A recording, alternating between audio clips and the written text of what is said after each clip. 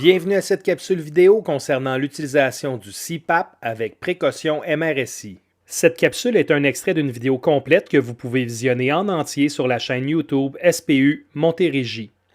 Un sujet précis a été ciblé pour une consultation rapide. Abordons maintenant le sujet de la séquence d'intervention adaptée aux procédures CPAP MRSI. Débutons avec les principes généraux. Pour utiliser la valve de Bouzignac, l'équipe de TAP doit porter les EPI appropriés permettant une protection contre les arrêts au sol, contre la transmission aérienne. Le masque N95 doit donc obligatoirement être utilisé en plus des lunettes ou de la visière, de la blouse anti-éclaboussure et des gants à poignets longs. La décision de porter les EPI sera prise idéalement avant l'arrivée sur les lieux, sinon suite à l'évaluation initiale à 2 mètres. L'équipe de TAP doit également s'assurer que le véhicule est prêt à recevoir le patient. Rappelons que la cloison entre l'habitacle et la cabine de soins doit être fermée, qu'il faut mettre en marche la ventilation négative du véhicule à la puissance maximale et positionner stratégiquement la bouteille de solution antiseptique, le sac Biohazard et la poche pour la literie souillée. En contexte de pandémie, il est optimal de préparer le véhicule en début de quart de travail. La prise en charge des patients susceptibles d'être atteints par la COVID-19 sera ainsi simplifiée. Vous pouvez visionner la vidéo de prise en charge des patients susceptibles d'être atteints par la COVID-19 sur notre chaîne YouTube SPU Montérégie. Elle est complète et inclut la séquence de la préparation du véhicule et les séquences d'habillage et de déshabillage. Un guide terrain a également été conçu et est disponible dans les tablettes véhiculaires. Voyons maintenant les principes spécifiques qu'il faut respecter pour utiliser sécuritairement la CPAP en contexte MRSI. Premièrement, avant d'utiliser la valve de Bouzignac, faites sortir de la pièce toute personne sans protection contre les aérosols et toute personne dont la présence n'est pas obligatoire. Deuxièmement, une fois le montage en place, il faudra minimiser les ouvertures du circuit de ventilation non invasive au minimum. Le circuit devra être ouvert le moins souvent possible et le moins longtemps possible tout au long de son utilisation. Troisièmement, il faut toujours fermer le débit de la CPAP avant d'ouvrir le circuit. Quatrièmement, si les nébulisations sont utilisées, seul un filtre HEPA hydrophobe plissé doit être utilisé. Et finalement, si de l'eau est visible dans le filtre, celui-ci doit être changé pour un nouveau filtre sec. Voyons maintenant la séquence d'intervention CPAP MRSI lors de l'utilisation d'un montage vertical avec NAVR. L'objectif de la démonstration qui suivra est de permettre au TAP de visualiser la séquence d'intervention d'utilisation du CPAP en contexte MRSI afin de se l'approprier. Pour cibler l'essentiel en lien avec cet objectif et ne pas alourdir inutilement le contenu, l'utilisation du MDSA n'a pas été incluse. Dans la même logique, la démonstration débutera au moment de l'intervention où les TAP ont déjà complété leur évaluation initiale à 2 mètres, revêtu leurs EPI, procédé à l'appréciation du patient, installé un masque d'oxygène au visage de ce dernier et fait sortir de la pièce toute personne sans protection contre les aérosols et toute personne dont la présence n'est pas obligatoire.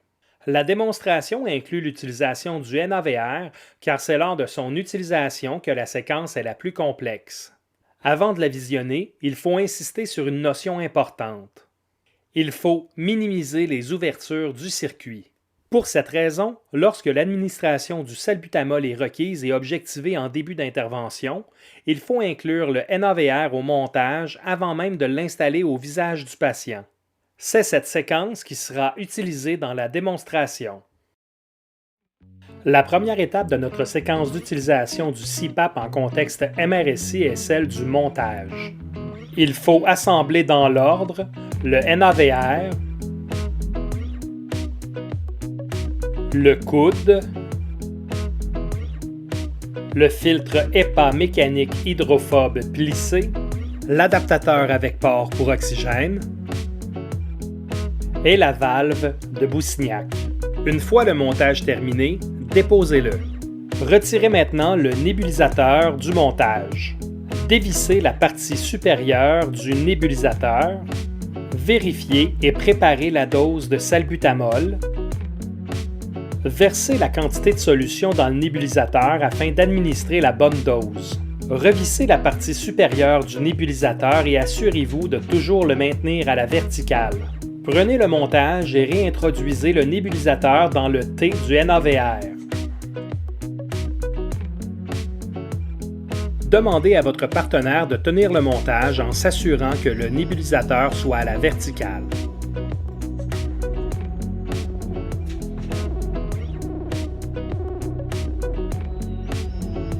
S'il est impossible pour votre coéquipier ou un autre intervenant de vous assister, il est possible de susciter la collaboration du patient si son état le permet. Vissez maintenant le débitmètre d'appoint au manomètre de la bonbonne. Branchez maintenant la tubulure du nébulisateur au débitmètre d'appoint. Laissez le débitmètre éteint. La nébulisation sera débutée en dernier lorsque le montage sera fixé au visage du patient avec les courroies souples et que l'étanchéité sera confirmée. Fermez le débit d'oxygène du manomètre et débranchez le masque d'oxygène. Votre coéquipier retirera le masque d'oxygène du visage du patient et appliquera immédiatement le masque à parois souples de façon étanche. Raccordez la tubulure de la valve de Bouzignac au manomètre et dès que l'étanchéité du masque est confirmée, ouvrez le débit à 15 litres par minute. L'ouverture du débit d'oxygène à 15 litres par minute doit être faite le plus tardivement possible pour limiter le risque d'aérosol. Ici encore, s'il est impossible pour votre coéquipier ou un autre intervenant de vous assister, il est possible de susciter la collaboration du patient si son état le permet. L'objectif est de limiter la projection de gouttelettes au minimum et d'assurer l'étanchéité avant de mettre en marche la valve de Bouzignac. Maintenant que le masque est maintenu manuellement de façon étanche par le patient ou votre coéquipier, il faut le fixer avec le système de courroie.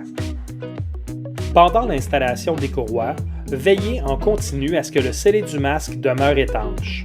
Communiquez efficacement avec le patient et votre coéquipier afin de favoriser la collaboration et la complémentarité des gestes. Une fois les courroies en place et le masque fixé de façon étanche, la dernière étape est de débuter le traitement de salbutamol en ajustant le débitmètre d'appoint à 6 litres par minute.